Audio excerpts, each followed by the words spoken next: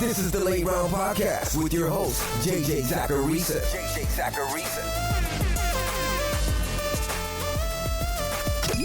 What's up, everyone? It's JJ Zacharisa, the editor-in-chief at FanDuel and at NumberFire.com, and this is episode 465 of the Late Round Podcast, with many shows that are part of the FanDuel Podcast Network. I appreciate you for tuning in. We've got a quick mailbag show this week, but before getting into this week's questions, I want to send a reminder to all Late Round Podcast listeners in Colorado about the Bud Light Pick and Kick bonus. The program is simple. For every field goal and extra point the Broncos make against the Bills on December 19th, fans who placed a money line bet of at least $25 on the game will receive a $3 bonus added to their FanDuel Sportsbook account. If the Broncos kick 3 field goals and 3 extra points, that's $18 in bonus cash. December 19th is right around the corner, so crack open a Bud Light, download the FanDuel Sportsbook mobile app, and place your bet today.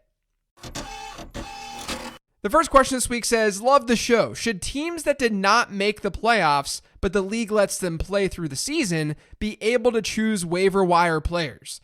Got burned this week as a last place player chose a running back that I wanted to pick up.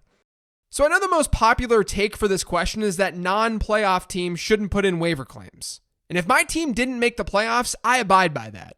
If there aren't rules around it though, then you don't have to ignore your waiver claims. And if something's on the line still, you definitely don't have to. But let me play devil's advocate to this idea for a second. Throughout the regular season, when waivers run, we're competing with 11 other teams for players in a 12-team league. That means our probability to get a certain guy off the waiver wire is not super high.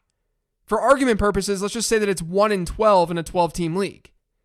Now, let's say it's the semifinals, which it is this week. There are only 4 teams left. Now your odds in getting a waiver wire player, if these non-playoff teams can't put in claims, it's 1 in 4. So the odds change because fewer teams are going for players off the waiver wire. And that means the waiver wire can make a bigger impact. You could argue that it really benefits teams that have more holes since they now have a better chance to plug those holes. Now, is that fair? I don't know. I'm just giving you the other perspective. My overall stance is that if I'm not in the playoffs and I'm not playing for anything, I don't put in any claims.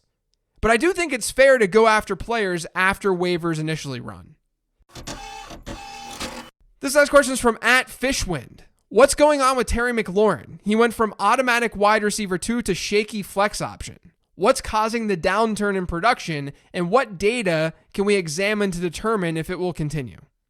So McLaurin has had back-to-back down games after only really having one of those down games this season, and it came against the Rams. So what's going on? Well, first off, I don't think 2 games is a big enough sample size to say that he's a super shaky flex option. But he's also been banged up. He had an ankle injury last week. That could explain his down performance against San Francisco. And honestly, the good news is that he still had a 21% target share. Against Pittsburgh, it could have easily been a matchup thing. Washington was finding that Logan Thomas and J.D. McKissic, they were working. So it could be a lot of things. It could be the individual matchups, the injury, or just variance. I think this is a case where we can't just let a couple of games like this overshadow the bigger sample size and the bigger picture. It's only natural to be a little bit worried. Like, yeah, I wish that McLaurin wasn't hurt and didn't have 2 down games in a row. But don't take that too far in one direction.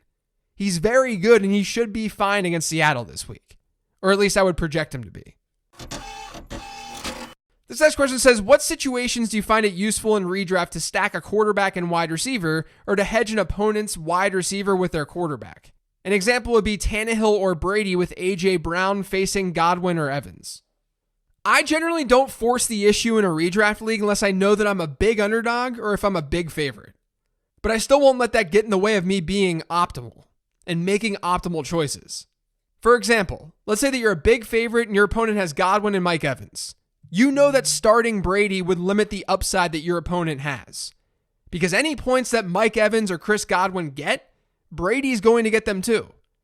So if one or both of them go off, Brady's likely to have a good game too. That's fine to go with Brady in that scenario. But don't start him over like Patrick Mahomes. You still have to make the right start-sit decision.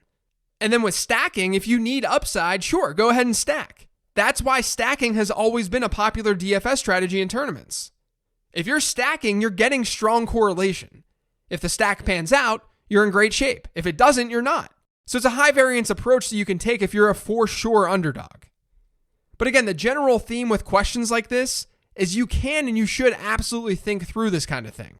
But don't sacrifice being optimal with your lineup as a result. This next question is from @NinersBilliam. How much are you trusting Diontae? I have Jeff Wilson if he starts, but I can't make anything of Diontae one way or another. For what it's worth, the cornerback matchup for Diontae this week against William Jackson, it's not perfect by any means.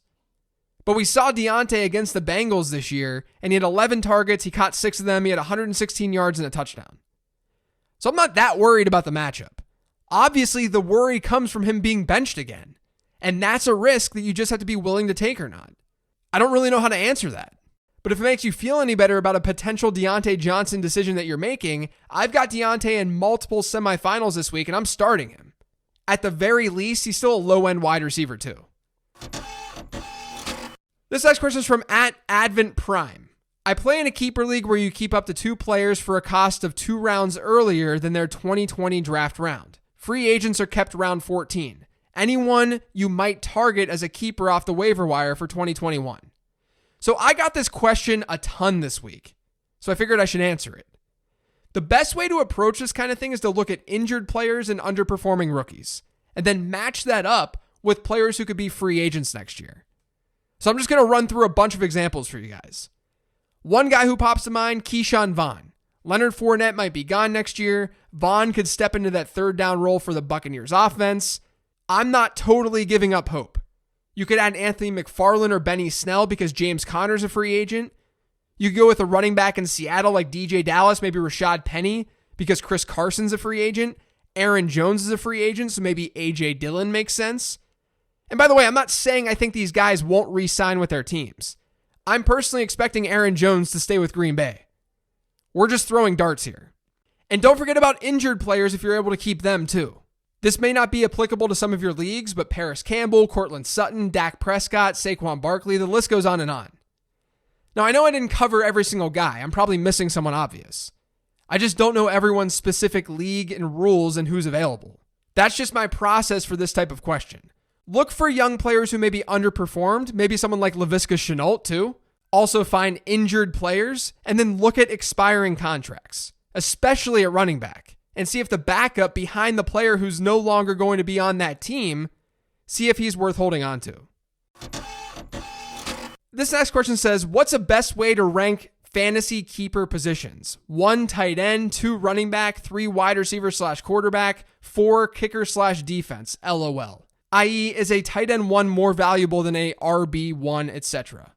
This completely depends on the player. But generally speaking, running backs and wide receivers are more valuable than tight ends in fantasy football because of the demand of the position. You're starting more than one of them.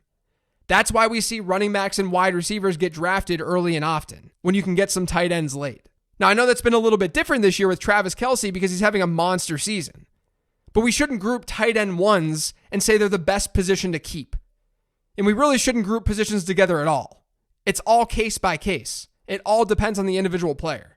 Now, if any of you are already needing to think about keepers this year, I did an episode on this over the offseason. It's episode 391, and it's called Keeper League Strategy. This next question says, it seems like some of the rookie running backs are finally starting to meet expectation. Would you rather have Cam Akers or Jonathan Taylor full point PPR rest of season? So as I alluded to in the last couple of late round podcast episodes, Cam Akers looks like he's become the workhorse in that backfield. And he's had better backfield share numbers than Jonathan Taylor over the last couple of weeks.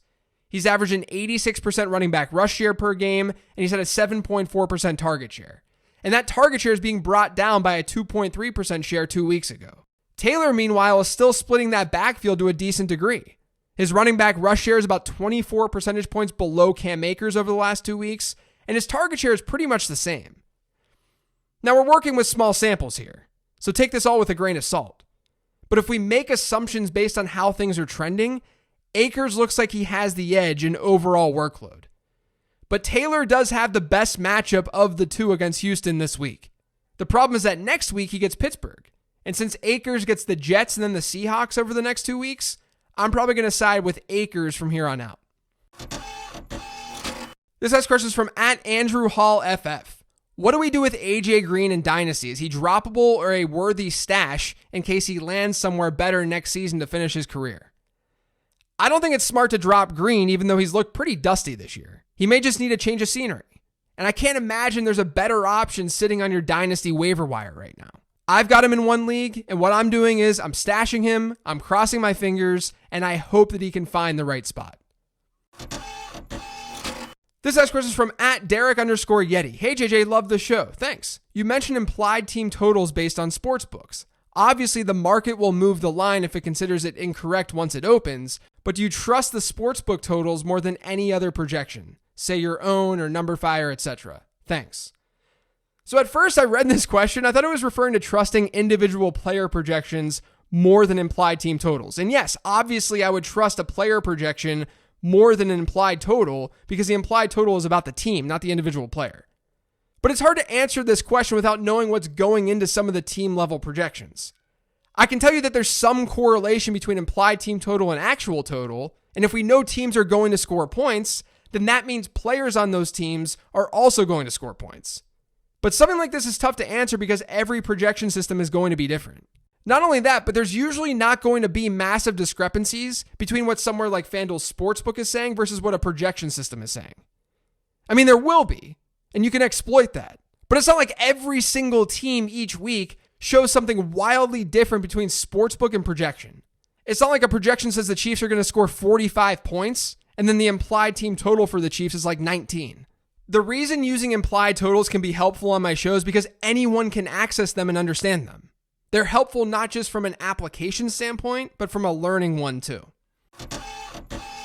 So I haven't been taking emails for the mailbag during the season, but things were a little bit slower this week, and I think this is a good one to end on. It's an email from Jesse, and it says, Hey JJ, how do you go about playing quarterbacks in matchups that will appear to be very lopsided, but provide opportunity both through the air and on the ground?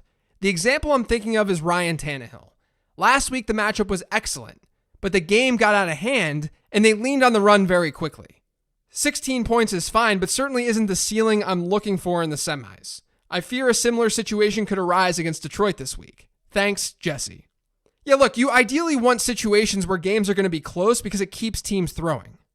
I think the fear against Detroit is very real and it's very fair. In situations like this, though, there are a couple of things to keep in mind. First, we're not flawless at predicting game script. Last week with Tannehill, script went as expected. But it doesn't always go that way. So when it doesn't, you've got a good matchup and that team might keep throwing. The second thing to remember, though, is that in order for that positive game script to hit, the quarterback generally has to be good. I know you mentioned Tannehill last week, and yes, 16.5 points, that's not anything special. But what happens if that early Derrick Henry touchdown is actually a Tannehill passing touchdown? If that happens, we're not even talking about this question right now. Because Tannehill scores over 20 fantasy points. It's not ideal, don't get me wrong. But I think this is one of those cases where without looking at the bigger picture, it can force narratives into your brain. Because efficiency is more important at quarterback than volume. We want both, of course, but there's very little correlation between pass attempts and fantasy points scored at quarterbacks on a weekly level. That's when you're looking at 20 plus attempt throwers, which is a number basically every quarterback hits each and every week. It really just comes down to touchdowns. For your Tannehill example, you could counter it with something else that happened last week. Russell Wilson.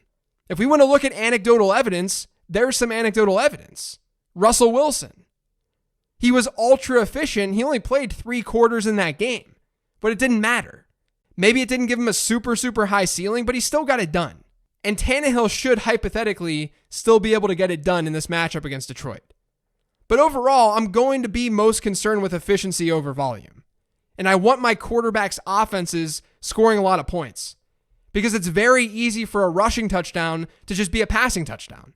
How often do we see a running back get stuffed at the 1 and then they throw for a touchdown the very next play? That's how these narratives can flip that easily. That's why we shouldn't be overly concerned with something like this. That's going to do it for today's show, though. Thanks to all of you for listening. If you've yet subscribed to the Late Round Podcast, make sure you are by searching for it pretty much anywhere podcasts can be found. And don't forget to follow me on Twitter @LateRoundQB. Thanks for listening this week, everyone. I really appreciate it. Good luck in the semifinals, and I will talk to you next week.